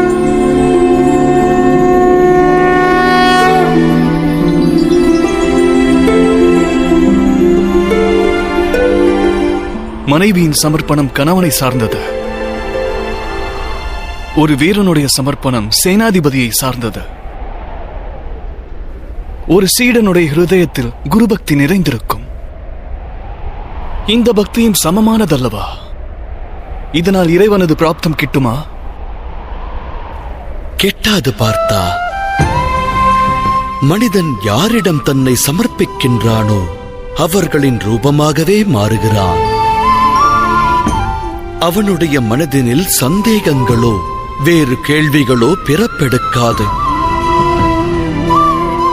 ஒருவன் துஷ்டனிடம் சமர்ப்பணம் செய்தால் அவனாற்றும் காரியங்களும் கேடினையே விளைவிக்கும். கர்ணன் நல்வழியான தர்மம் பற்றி அறிந்திருந்தும் சூதாட்ட மண்டபத்தில் பாஞ்சாலியை அவதூறு கூறினார். 5 ஆண்களை விவாகம் செய்த பெண்ணொருத்தி வேசி என்று அழைக்கப்பட வேண்டியவன். அதற்கு காரணம் அவன் துரியோதனனிடம் தன்னை சமர்ப்பணம் செய்ததே ஆகும். இந்த யுத்தத்தில் அவன் தண்டிக்கப்படப் போவது அவனுடைய ஜனனத்தின் காரணத்தினால் அல்ல. அதற்கு மாறாக தன்னை ஒரு துஷ்டனிடம் சமர்ப்பணம் செய்ததால் தண்டிக்கப்படுவான். ஆகையினால் தனஞ்சயனே, இறைவனிடம் சமர்ப்பணம் என்னும் பக்தியை வெளிப்படுத்து. சத்தியம் என்னும் ஆடையை உடுத்து உன்னுடைய காரியங்களை தர்மம் எனும் நெறிப்படி செலுத்து. உன்னுடைய ஹிருதயத்தில் உள்ள சந்தேகங்கள் அனைத்தையும் விடுத்து உன் சிந்தையை விந்தையானவரிடம் ஸ்திரமாய் அளித்து வேண்டியதை செவ்வனே நடத்து. பதிபக்தி, குருவிடம் பக்தி, மித்திர பக்தி, இவ்வாறு அநேக பக்திகள் உள்ளன பார்த்தா. ஆனால் அனைத்திலும் சிறந்த பக்தி ஒன்றே, இறைவன் தாழ்பணியும் இறை பக்தி.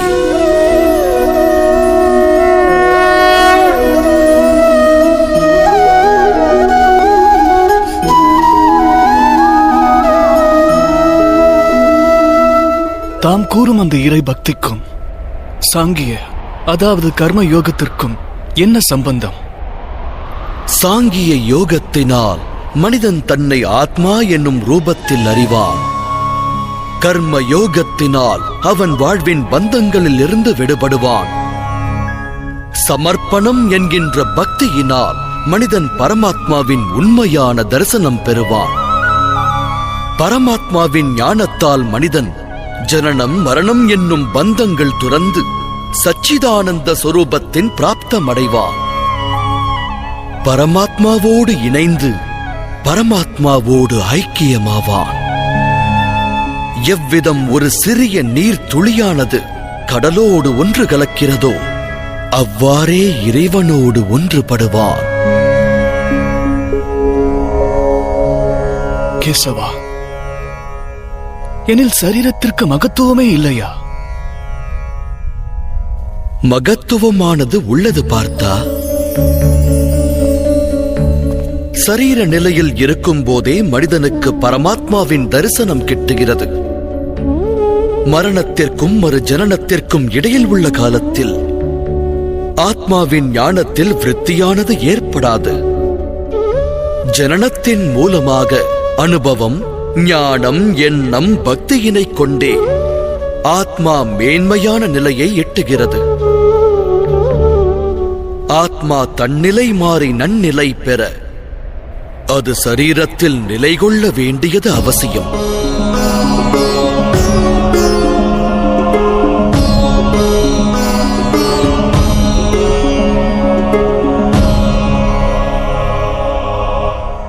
ஆனால் மாதவா, களத்தில் எதிர்த்து நிற்கும் வீரர்களை வதைத்து அவர்கள் திருந்துவதற்கான வழியை அடைப்பது சரியல்லவே?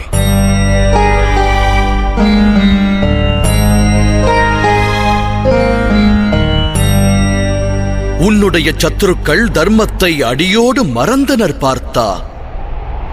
அதர்மமே அவர்கள் சுபாவமாகிவிட்டது. இனி அவர்கள் திருந்துவது நடவாத ஒன்று.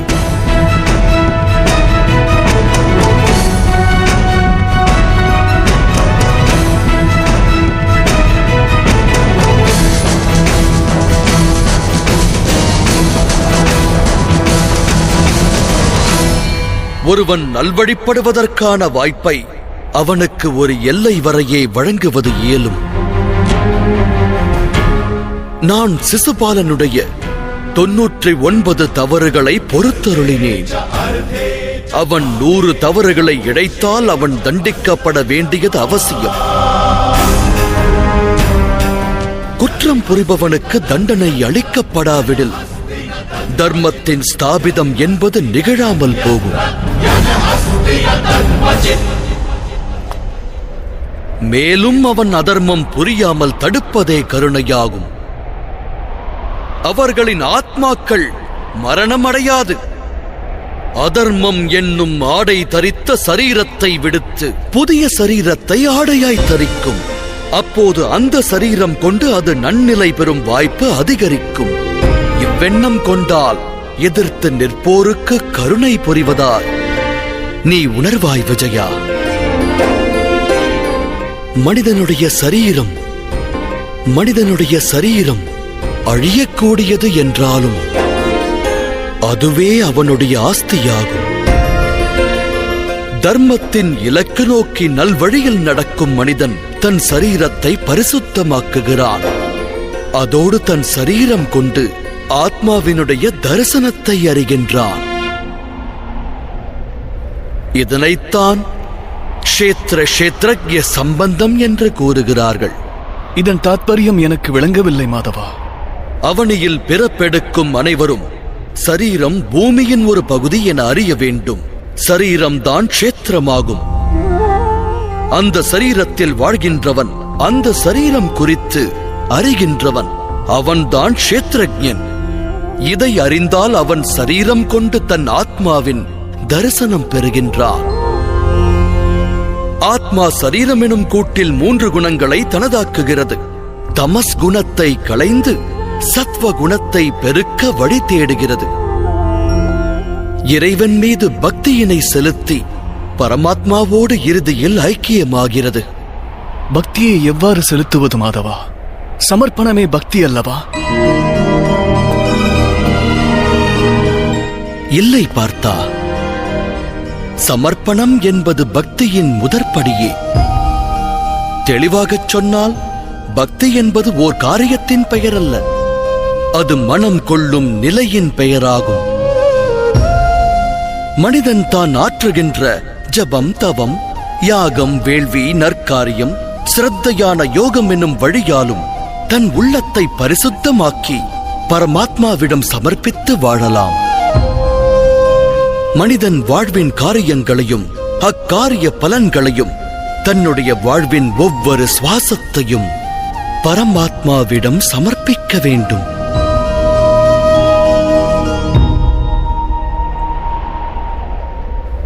பக்தி என்பது மனதின் நிலை என்றால் ஜபம், தவம் இவற்றின் மகத்துவம் என்ன மாதவா? இன்று சுத்தமாக்கப்பட்ட ஒரு பாத்திரம் நாளை மீண்டும் அழுக்காவது போல் ஜகத்தில் வாழும் மனிதர் மனம் அவ்வப்போது பரமாத்மாவிடமிருந்து விலகிச் செல்கிறது. அக்காரணத்தினால்தான் ஜபம், தவம், மேலும் யோகம் போன்ற நற்காரியங்களால் ஜீவனானது பரமாத்மாவிடம் சரணடைந்தது என்பதை ஒருவன் சுயமாய் அறிதல் அவசியமாகிறது. கங்கை நதியினில் ஸ்நானம் செய்தேன் என்பது மகத்துவமாகாது. ஸ்நானத்தினால் பெறும் ஞானமே பெரிது. பக்தி யோகத்திற்கு வழி ஒன்றுதான் பார்த்தா, மானிடர்கள் பரமாத்மாவிற்கு தம் வாழ்வை அர்ப்பணித்து இறைவனை எண்ணி பக்தியை பெருக்குவது. சத்வ குணத்தால் யுகத்தின் சம்பத்தியை பாதுகாப்பதும் அவசியமாகும். சத்துவகுண சம்பத்தி, அதன் அர்த்தம் என்ன மாதவா? அஹிம்சா, சத்தியம், குரோதஸ்தியாக, சாந்திர் வைஷுனம்,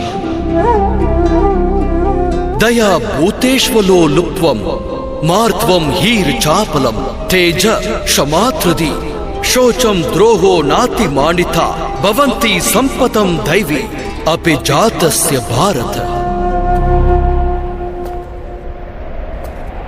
காரணமின்றி சுயநல எண்ணத்தால் ஹிம்சிப்பதென்பது அதர்மமாகும் பார்த்தா. உண்மையைச் சொன்னால் அஹிம்சையே பரம தர்மமாகிறது. அந்த தர்மச் செயலோடு சத்தியம், குரோதமற்ற செயல், தியாகம், மனதின் அமைதி, நிந்திக்காது இருத்தல், தயை, பாவம், சுகத்தை நோக்கி ஈர்க்கப்படாதிருத்தல், காரணம் இன்றி காரியம் புரியாமல் இருத்தல், தேஜஸ், மன்னிப்பு, தைரியம், சரீரத்தின் பரிசுத்தம், தர்மத்திற்கு துரோகமாற்றாதது, ஆணவத்தை துறப்பது, இது போன்ற குணங்கள் சத்வகுணி சம்பத்தி என்ற நற்குணங்களாக அறியப்படுகின்றன. இதை கொண்டு மனிதர்கள் பரமாத்மாவிடம், அதாவது என்னிடம் பக்தியை வெளிப்படுத்துகின்றனர். வாழ்வில் தன் கடமைகளை செவ்வனே ஆற்றுவது, தர்ம பணிகளை நல்முறையில் செய்வது, அதோடு கர்மத்தின் பலனை தியாகம் செய்து உலகில் வாழ்ந்து காட்டுவது, இவை அனைத்தும் சந்தேகமின்றி ஜகத்தில் ஒருவருக்கு ஆனந்தம் வழங்கும். அவரது மறைவிற்கு பின்னர் இறைவனின் இதயத்தில் ஸ்தானத்தை நல்கும்.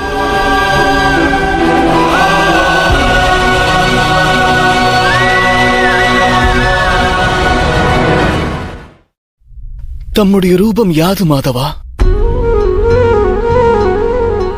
சாங்கிய யோகத்தின் மூலமாக நான் ஒன்றை அறிந்தேன். நான் ஒரு ஆத்மாவாவேன், அமரனாவேன். அழியும் இத்தகு சரீரத்தில் சிறிது காலம் வசிக்கவே இங்கு வந்தேன். கர்ம யோகத்தின் மூலமாக மற்றொன்றையும் அறிந்தேன். கர்மத்தின் பலனை தியாகம் செய்து கடமையினை மட்டும் ஆற்றுவது. அதனால் வாழ்வில் ஆனந்தம் மற்றும் வெற்றியை பெற இயலும். பக்தி யோகத்தின் மூலமாக தம்மிடம் அளித்த சமர்ப்பணத்தின் மகத்துவம் அறிந்தேன்.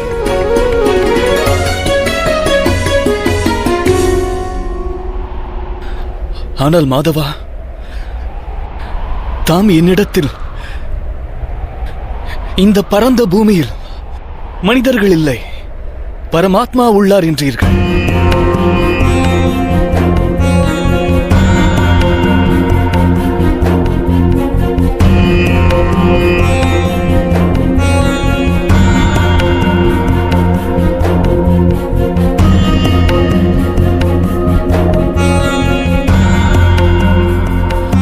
ஆனால் இப்போதும் எனக்கு இங்கு மனிதர்களே தென்படுகின்றனர். பரமாத்மா இங்கே மாதவா?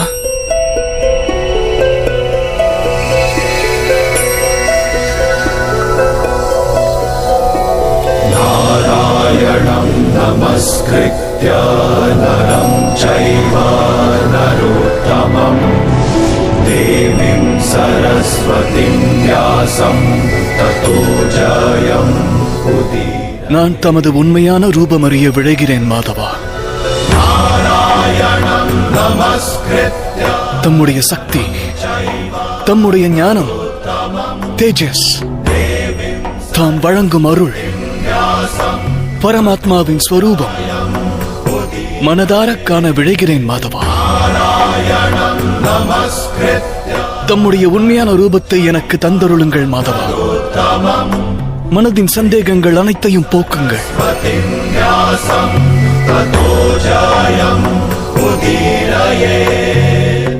தரிசனம் தந்தருளுங்கள் மாதவா.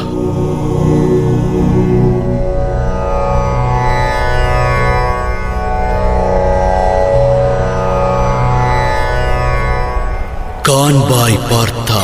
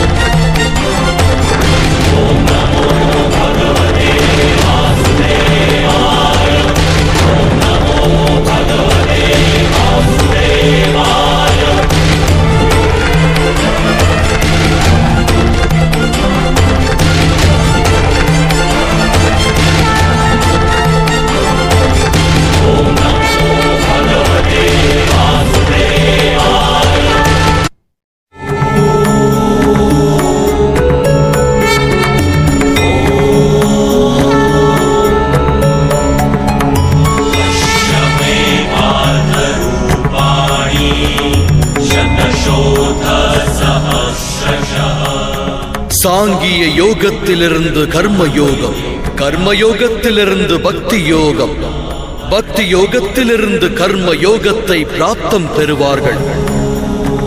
என்னுடைய விஸ்வரூப தரிசனத்தை பெறுவதே உண்மையான ஞானமாகும் அர்ஜுனா.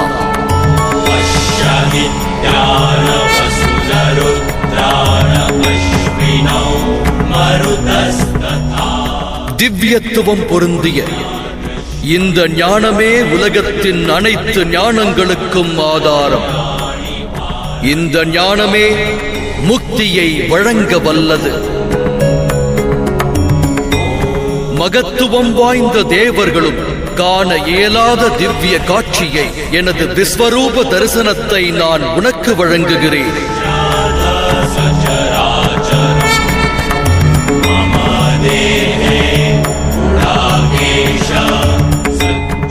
நான் இந்த பிரபஞ்சத்தின் அணுவிலும் வாசம் செய்பவனாவே. பிரகாச ஒளி பொருந்திய ரவியும் அம்புலியும் நட்சத்திரங்களும் இந்த பரந்தாமனது ஒளியின் துளியாகும் அர்ஜுனா.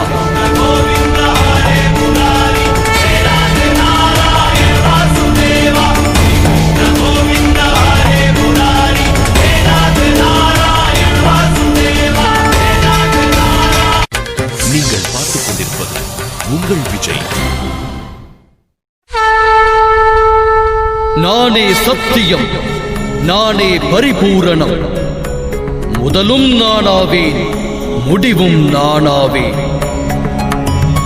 அக்ஷரங்களில் ஆகாரம், வேதங்களில் சாமவேதம். தேவரில் இந்திரன் நான், புரோகிதரில் பிரகஸ்பதி நான், யட்சரில் குபேரன், ருத்ரனில் சங்கரன், வசுக்களில் அக்னி நான், பர்வதங்களில் மேரு, அதோடு மகரிஷிகளில் பிருகு. துவனியில் ஓங்காரம் நான், யஜ்ஞத்தில் ஜபமும் நான், விருக்ஷங்களில் பவித்திர அரசமரம். அடையும் அனுபவங்கள் நான், அறிவும் நான், சாந்தம் அதோடு பொறுமை, உக்ரமும் நான். கீர்த்தி அனைத்தும் நான், கந்தர்வரில் சித்திரரதன் நான், தேவரிஷியில் நாரதர் நான், மாமுனிவரில் கபிலர் நான், அசுவங்களில் உச்சைஸ்ரவம், வேழங்களில் ஐராவதம், விலங்குகளில் வீரகேசரி, பக்ஷிகளில் கருடன், மாந்தருள் வேந்தன், ஆயுதங்களில் வஜ்ரம் நான், பசுக்களில் காமதேனு நான், சர்ப்பங்களில் வாசுகி நான், 5 தலை சேஷனும் யம தர்மனும் நான், பொழியும் வருணன் நான், தடை தகர்க்கும் வாயுவும் நான், இறைவன் ராமர் நான், பவித்திர கங்கை நான், பரந்த சிருஷ்டியின் துவக்கம் தொடர்ச்சி அடக்கமும் நான், பிரம்ம வித்தை மகாகாலன், பிரம்மதேவரும் நான், தவம் தானம் பெரும் புகழ் ஸ்திரம் நான், நியாயம் நீதி தண்டனை மரணம் அத்துடன் தத்துவ ஞானமும் நானே.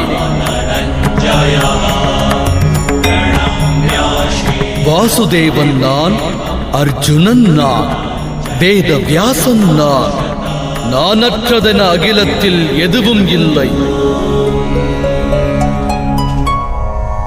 என்னுள் உறையும் பேராற்றலில் ஒரு சிறு ஆற்றல் மட்டுமே தரணியை தாங்கியுள்ளது என்னும் தத்துவத்தினை உணர்வாயாக அர்ஜுனா.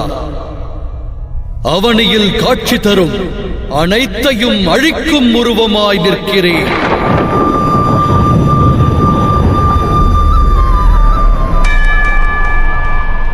அஸ்திரத்தை நீ ஏந்தவில்லை என்றாலும் அனைவரும் என் வாயிலாக அழிந்து போவார்கள். ஆகையால் மோகத்தினை வீசி எறிவாய், கர்ம நெறிப்படி காரியம் புரிவாய், பலன் மேல் கொண்ட பற்றுதல் புரிவாய், அனைத்தும் ஹரி என்னும் தத்துவம் அறிவாய். ஏந்து உன் காண்டீபத்தை, நடத்து யுத்தத்தை.